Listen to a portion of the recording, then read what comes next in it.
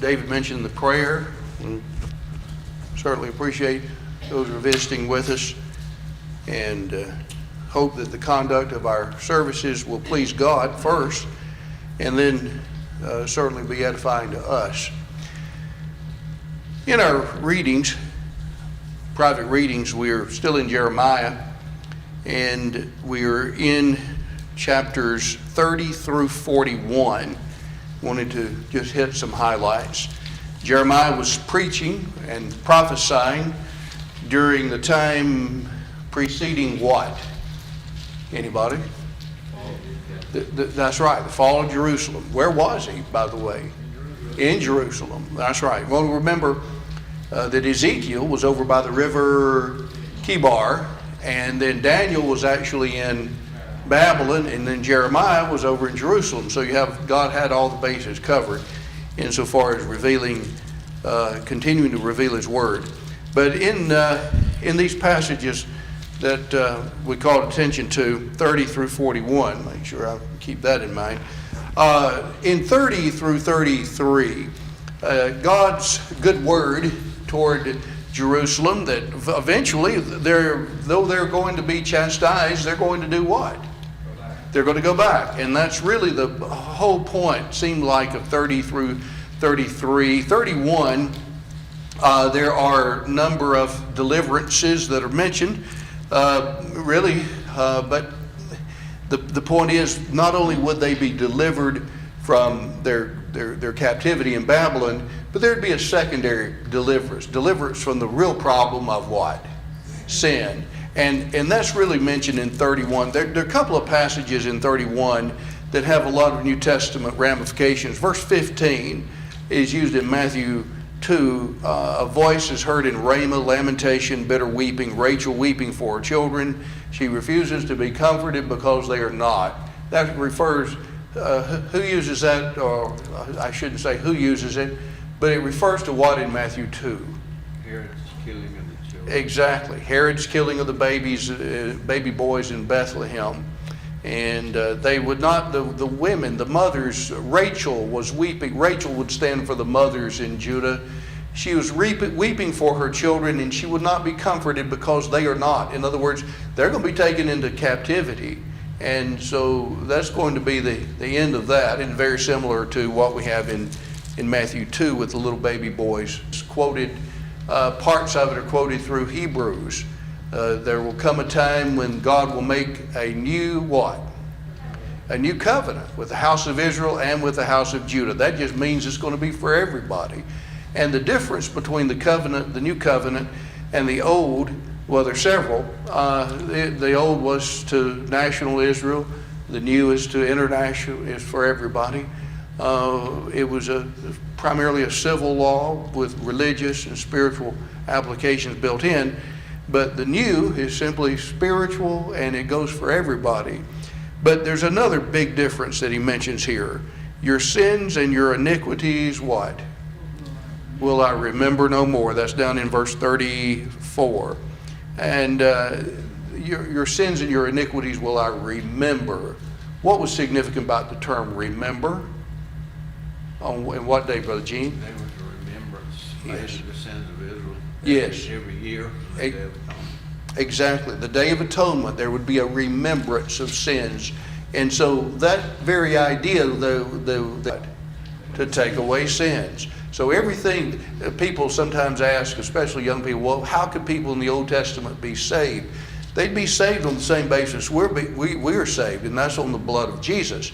But they just were looking toward it in prospect and promise. We look backward in time to an accomplished historical event. In 32, the purchase of a cousin's field was symbolic of the fact that they would eventually do what? You go ahead and buy it now, because eventually you're going to what? You're going to come back. That's right. And then in chapter 33, what do we have here? There's going to be something in Jerusalem that everybody will enjoy. I'm looking down in 14, 15, in those days, verse 15, at that time will I cause a branch of righteousness to grow up unto David. Who's he talking about there? Jesus Christ. Righteousness, and he will execute justice and righteousness. We see those phrases often in the prophets, and that was a problem. They didn't have justice and righteousness, and here would be a time during the Messiah's reign that they would. In 34 through 39, we actually have pictured the demise of what? That's right. And Jerusalem was going to be ended, and Judah is rebuked. And even in chapter 35, there is a wonderful group of people who were faithful to the Lord, and they're kind of held out. If they could do it, you could. Who are these people? Starts with the R. The Rechabites, exactly. And then in 36, Jeremiah's roll is read by Baruch, and of course Baruch, you might remember, was kind of the sidekick of Jeremiah. True or false? Helper. Yeah, he was an aide to Jeremiah. I said sidekick. That's probably a poor. What was that, Janet? Scribe. He was a scribe. That's right, and that's better than the sidekick. Sidekick's not much of a theological term, but he was a scribe for him. And then the roll is read and it's burned because the king didn't like what's said. It's rewritten. And then in 37, 38, we have the last of the siege of Jerusalem pictured. And then in 39, we have the description of Jerusalem as it's captured, and Jeremiah and Zedekiah's end, their fate. Actually, Jeremiah was, I think Brother Gene mentioned this the other day, Jeremiah was actually taken against his own will down to Egypt. That's right. And then in 40, Jeremiah remains with Gedaliah. Gedaliah is the governor. And we have some conspiracies going on in these chapters where you just got problems all in the leadership of Judah. All right. I just didn't want to spend too much time. Any comment or question on any of it? Anybody? Yes, sir. Jerry. 31:15. Commenting briefly as we went through. Let's just glance at the whole. The first 11 chapters. What do we have? Woman is taken in adultery, brought before the Lord, and really the whole purpose was to try to do what to Jesus? Trap him. That's right, trap him. And they were unsuccessful. He that is without sin, what? Let him cast the first stone. So he upheld the majesty of the law, but he also called attention that, those of you who are witnesses need to lead in this, and you don't need to be guilty of the same sin. And so when he stooped down to write, what happened? The second time. Yeah, they started leaving from the oldest on down. And then the woman, yes sir, David. Me and Patty was talking. Is it right, can we conclude that all those men were involved in adultery? Is why they left? Yeah, some were, it seems like. What were you want to say? Yeah, I think that's right. He was talking about what a sad case that must have been. Yeah, it just rot, just spiritual rot. I have thought we've already been past it, but Jesus never did just hand out accusations just to be handing out. It always met with somebody.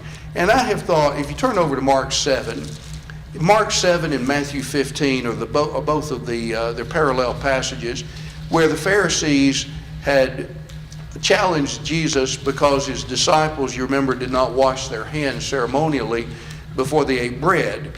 And that's when Jesus gave that lengthy chastisement relative to, you reject the word of God because of your traditions. And you'll notice toward the end of that paragraph, that lengthy paragraph that goes down to verse 23 of Mark 7, notice what he says in verse 20. This is the tie I was going to make. He said, that which proceeds out of the man that defiles the man, for from within, out of the heart of men, evil thoughts proceed, fornications, thefts, murders, adulteries, covetings, wickedness, deceit, lasciviousness, an evil eye, railing, pride, foolishness. All these evil things proceed from within and defile the man. And to whom was he speaking? Who, Janet? The leaders, the Pharisees. Yeah. And you would think that was hitting home, that the religious leaders. And you got to think, we look at people who are Christians, and I mean genuine Christians, that this is so far off base, it'd almost be an insult to talk to people about some of these sins for genuine Christians. But we've got to remember that the leadership in Israel at this time was kind of a political, nationalistic, as well as religious, and they were more interested in their political power than they were, right with. We know that they were more interested in that than they were in their being right with God, because what Jesus says in John 8, ye are of your father the devil. His lust it is your will to do.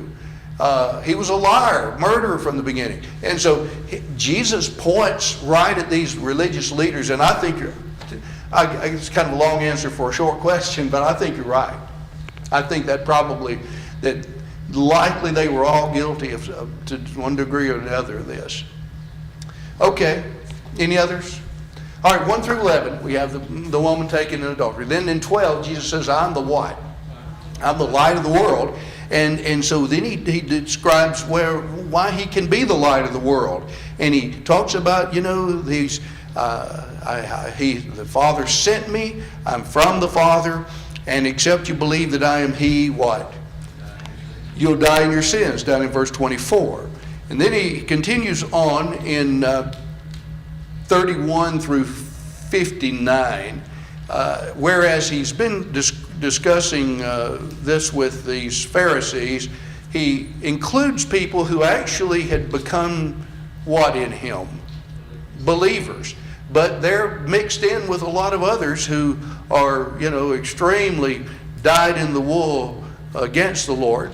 So he, again, just going back through some of the things we read Sunday morning, he compares himself, he looks at a family relation in a house, and he says that the son abides in the house forever, but not the bondservant, the slave. And the son has the right given to him by the father to do what to the servants? Free them, have them in the house. And so that's the point that he makes here in 35. And so 36, if therefore the Son shall make you free, ye shall be free indeed. And that leads it on coming on down to the idea of the parentage of the Father. I speak the things which I've seen with my Father, 38. And you also do the things which you've heard from your father. And he identifies that in 44 as the devil. They answered and said, our father is Abraham. And Jesus said, if you were Abraham's children, you'd do the works of Abraham. And now you seek to kill me, a man who has told you the truth, which I heard from God. This did not Abraham. You're not like Abraham. You do the works of your father. And he'll come back to that and identify him as who? The devil, Satan, that's right. And then in their casting some kind of an aspersion on him, they said, well, we were not born of fornication. We have one Father, even God. We discussed that briefly Sunday morning. Could be a reference to the very fact that, Joseph and Mary had not come together, had not had relations in order for Jesus to be conceived. But then also, he said, we have one Father, even God, that people who were not among the Jews, or not faithful Jews at least, were considered pagans, and so the pagans would be considered as spiritual adulterers, and that could be both. Anyway, Jesus said, if God were your Father, you would love me, for I came forth and am come from God, for neither have I come of myself, but he sent me. Why do you not understand my speech, even because you cannot hear my word? We closed the class Sunday morning by talking about the fact they were looking for what kind of a deliverer? A political deliverer, a national deliverer. And when Jesus didn't, all of the Sermon on the Mount, blessed are the meek, blessed are the poor in heart, those kinds of people, those who are persecuted for right, that's not what they wanted to hear. And it's a different kind of a kingdom. And so they were ready to just, dismiss him. But then in verse 44, he identifies their parentage. Ye are of your father the devil, and the lust of your father it's your will to do. He was a murderer from the beginning, and stands not in truth because there's no truth in him. When he speaks a lie, he speaks of his own, for he is a liar and the father thereof. Two sins that Jesus mentions are part of the devil's character. What are they in that verse? Murder and lying. And the both went together. He was a murderer from the beginning, in the sense that when he told Eve, has God told you you cannot eat of every tree of the garden? And she said, no, we don't eat, we need of everything except the tree of knowledge. Don't even touch it, lest we die. And the devil said, ye shall not surely die. And so what he encouraged her to do, as well as Adam, for that matter, through her, what led to their spiritual as well as physical death. So in that sense, he was a murderer from the beginning. He was a liar from the beginning, in the sense that he actually told a half-truth, in the saying that, God doesn't want you to be wise like he is, and so you won't die, And usually a half-truth equals what? A whole lie, yeah. And so that's the part in 44. And in 45, let's keep going. But because I say the truth, you believe me not. And in 46 through 50, he challenges these people to convict him of, what have I done wrong? Convict me of a sin. And then in the answer, he shows their hypocrisy. Let's keep reading. Which of you convicts me of sin? If I say truth, why do you not believe me? He that is of God hears the words of God. For this cause ye hear them not, because ye are not of God. Well, then their answer. They answered and said, say we not well that thou art a Samaritan and hast a demon? Samaritans were looked, what, up to or down? Down, yeah. And so you're just, no. And of course, had Jesus passed through Samaria just recently? Yes. And so they could say, well, he spends time up there in Samaria. He's just like they are. He's no good. And he has a demon. Well, Jesus, it's interesting how Jesus answers that. Jesus did not respond at all to their calloused ways toward the Samaritans. He just dismissed that. But he did answer that about the demon. Notice he said, I have not a demon, but I honor my Father, and ye dishonor me. But I seek not mine own glory. There is one that seeks and judges. Verily, verily, I say unto you, if a man keep my word, he shall never see death. Oh boy. Well, now that opens another area, another angle. The Jew says, now we know he has a demon. Abraham died, the prophets, and he says, if a man keep my word, he shall never taste of death. Well, now, everybody dies, save the Lord comes first. What kind of death is he talking about? Spiritual. What were they thinking about? Physical. That's the back and forth, both ways, all the way through. Art thou greater than our father Abraham, who died, and the prophets died? Whom makest thou thyself? That is, who do you think you are? Jesus answered, I glorify myself. If I glorify myself, my glory is nothing. It is my Father that glorifieth me, of whom you say that he is your God. And ye have not known him, but I know him. I've got a note on that in the notes, the book. Ye have not known him, but I know him. Two Greek words. You may have the marginal reading in your Bible on that score. You have not known him, gnosko, come to know, but I know him, oida, that is fully. There's a little different shades of meaning in those two Greek words. I know him intimately. You haven't even begun on your progress to know who he is the idea. And so he says, but I know him, and if I should say I know him not, I shall be like unto you, a liar. But I know him and keep his word. And going back to Abraham now, He says, your father Abraham rejoiced to see my day, and he saw it and was glad. You're nothing like your father Abraham. When God made the promises, the three categorical promises, the land, the nation, and then in thee and thy family or thy seed shall all the nations of the earth be blessed, then Abraham believed that. And here he said he rejoiced to see my day and was glad. So we don't really have a whole lot of pictures of Abraham's reaction to all this, except that he believed. But here he says he rejoiced. He was glad. And all that, they couldn't understand that.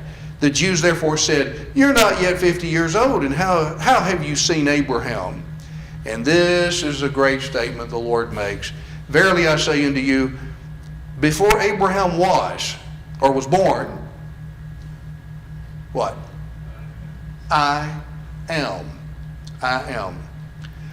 Now, all he had to do was say those two words, I am, and they caught the drift.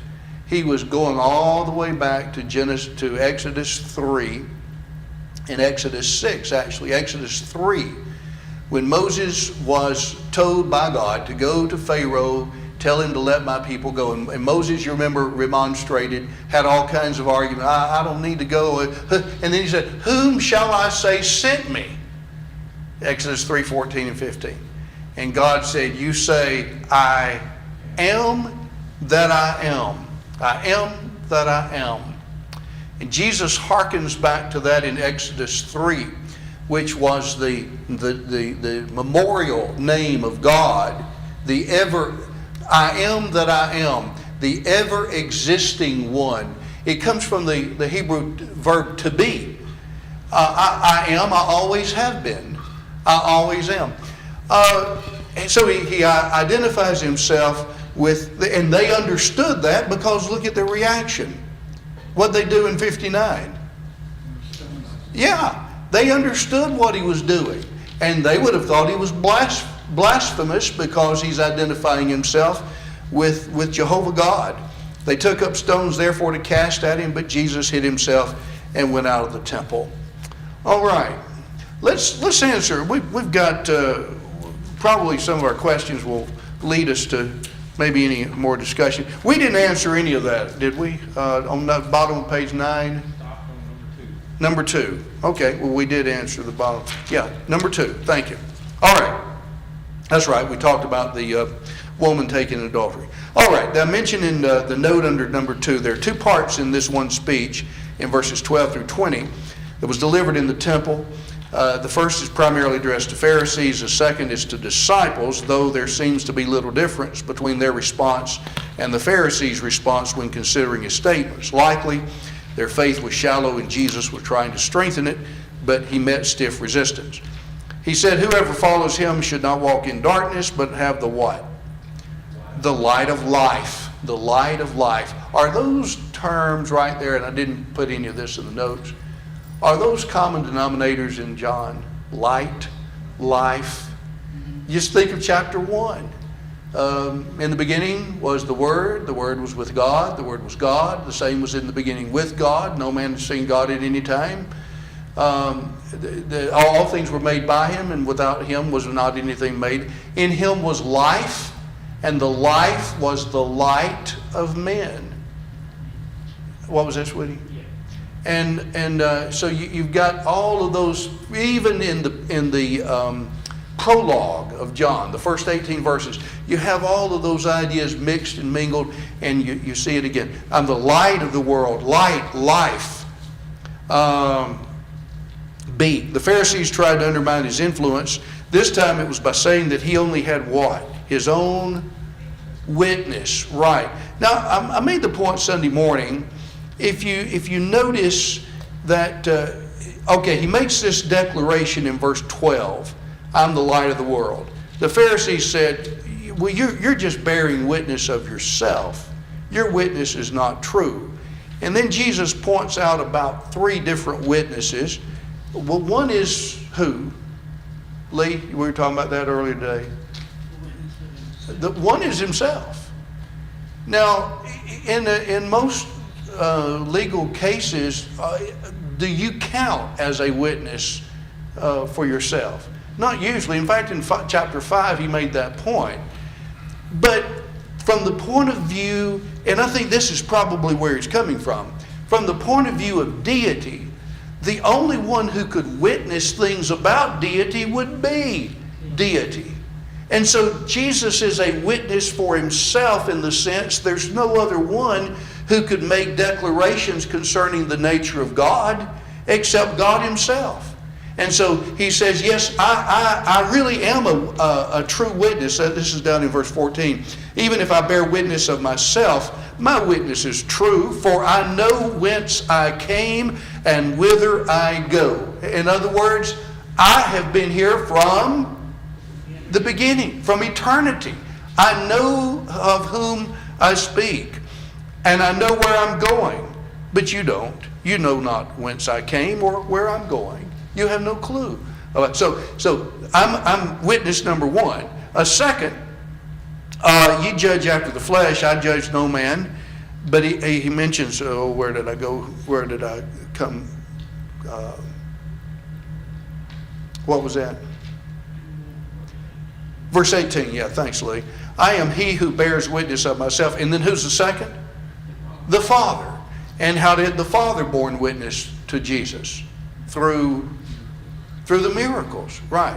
It's similar in John 5. He makes about 5 witnesses. He talks about the law, talks about Moses, talks about John the Baptist had borne witnesses, talks about the Father, talks about his signs that he'd done. So there are a number of witnesses that he's talking about here.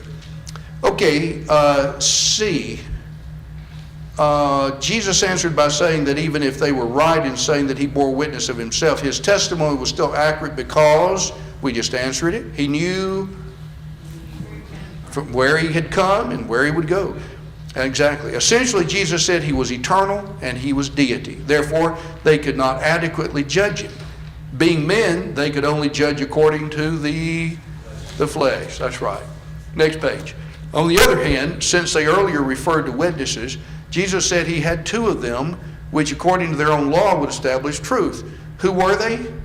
Well, the Father and himself, yeah. The Father had borne witness to Jesus' deity in a number of ways. He had been the subject of the prophets, including John the Baptist. The Father's voice, remember, this is my beloved Son, at his baptism, then his transfiguration. Obviously, the miracles Jesus worked substantiated his claims. If the testimony of 2 men established truth, how much more the witness of 2 divine voices, that of the Father as well as the Son. All right, when Jesus began to speak of his Father, about whom did the Jews think he was speaking? Joseph, yes. Jesus stresses the fact that he and the Father are one. If they fail to really know who he or Jesus was, they also really did not know who the Father was. This was a claim to a close and unique relation to God the Father that none other has. This will also lead to the lengthy discussion Jesus will have with Pharisees over who their spiritual father is and who his Father is. You know, when the Lord said, John 3:16, that God so loved the world that he gave his what? His only begotten, monogenesis, his only one. And it's not, that term only does not mean, well, it's kind of very unusual. It means one and only one. We might say unique. He is unique in his relation. There's none other like him.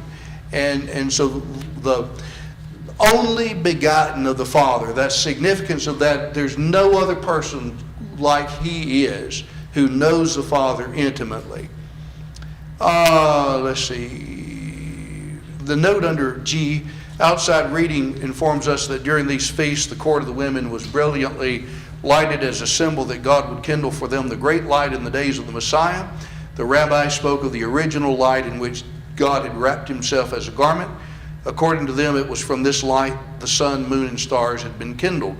He also said that this light was then reserved under the throne of God for the Messiah, in whose day it would shine forth once more. It was in this context that Jesus made the claim to be the light of the world. Such would have had special significance to the Jews. It would be another claim that he makes to be the Messiah.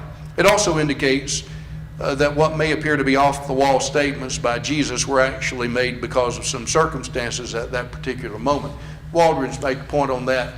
Jesus did not just throw things out of the blue. It always had a connection to something with which they were familiar, or the surroundings, or in this occasion, the Feast of Tabernacles, and what they were thinking about this great light that surrounded God. So he'd say, I'm the light of the world. I don't want to really take a tangent on this, except to say the word light is just filled. It's mind-boggling. If you've done any reading on light and the light rays and X-rays, what am I thinking? The laser. The rays, what we were talking about, Lee, with your work at the eyeballs, Well, you only see a small spectrum of the total. of the electromagnetic spectrum. Yes, There's only a small amount of light that we can actually visible. Microwave, all the light waves. It's just unreal. Some of you, I know Brother Gene and maybe David and Jonathan, working with electricity, have gone more into detail with all of that, but from what I have read, it's just unreal. I'm the light of the world. And then, yet, for us, Matthew 5, we're to be the salt of the earth and the light of the world as well. It's like, if you could think about it, here is the sun, the moon, the stars, the great lights, the sun emitting all this, the moon reflects the light of the sun. And here we are, we're not like Jesus, but at the same time we're the light of the world, in that we're trying to reflect the light and the character that emulates from Him, or actually comes from Him. And in that sense, we're light reflectors, light bearers in that sense. But He's the light of the world. Okay. Let's move on. We've got another 3 or 4 minutes. In 21 through 59, Jesus compares His Father and the Jews' father. His words in verse 21 evidently refer to the fact that they continue to seek a Messiah, but the wrong kind, an earthly rather than spiritual deliverer. Because of such, how will they die? In their sins. He pointed out the reason they were separated was because of their sins. What did He say is absolutely necessary in order to keep from dying in one's sins? Belief. That's right. Belief on Him. Again, they ask who He is. He responds by telling them that He is everything He has been saying since the beginning. Additionally, everything He has told them has been from His Father. Jesus says that after they lift up the Son of Man and their rage is ended, they would then look back on some things He did and said and understand that He was speaking from the Father. What event would He have been discussing when He mentioned, when ye have lifted up the Son of Man? His crucifixion, that's right. When you have done that, and then you remember the events that happened at the cross. The darkness, the veil of the temple was rent, the words of Jesus on the cross, and then the tombs of the saints were opened, and after His resurrection, some appeared in the city, Matthew's account. And all of that, plus really the final nail in the coffin, as it were, insofar as the Jews' mistakes about Him and His vindication, was on Pentecost, when you have He's already been raised, people have seen Him resurrected, and then you have the sound as of the rushing of a mighty wind, the tongues of fire parting asunder, sitting upon each of the apostles, and their ability to speak in languages they'd never studied. And then Peter says, this Jesus you crucified, God has raised Him, and He's on the right hand of God. I think when you put all that together, it makes the crucifixion, His burial, resurrection, everything that He's talking about. When you've lifted up the Son of Man, eventually you're going to know all this, what I've been saying is true. I wanted to show you something that I put together today. Let me see real quickly, because we're running out of running out of time. This is not. Jonathan, if you're with me, just keep going on that. Here we go. Right here.